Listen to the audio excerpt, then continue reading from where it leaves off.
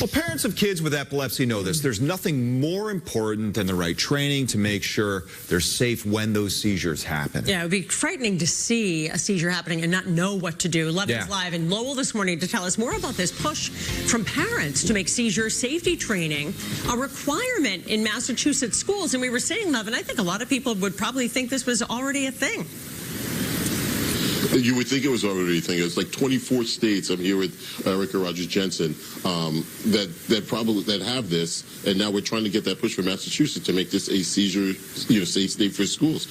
What is like on Monday? I know you've been to the State House before. What is it going to be like on Monday? Yeah, on Monday I'll be on the floor testifying, talking about my sweet kid Jude, my 8-year-old, and thinking about being a teacher in Massachusetts and how important it is for all teachers to understand seizure safety at school and how huge that would be to have passed this Seizure Safe Schools bill to make sure that teachers are prepared to take care of kids with epilepsy at school. You mentioned, like, I think it was in 2023, the bill did not pass.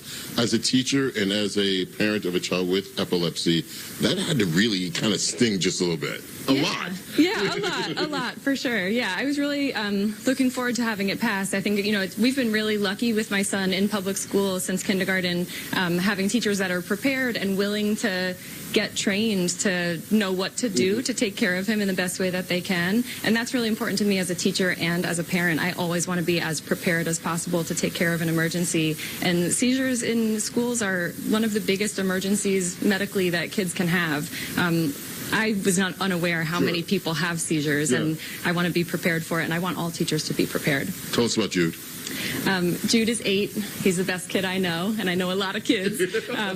He's a really fun guy, and we're so lucky that he is who he is because we're grateful to be his parents. And when he was 3 years old, he had a catastrophic onset of epilepsy, and we've been learning how to take care of him ever since. I've got to tell you what, Chris and Paula, it's fantastic to hear their stories. It's fantastic to actually watch them as well as parents come together and go for this fight that's going to happen on the State House on Monday.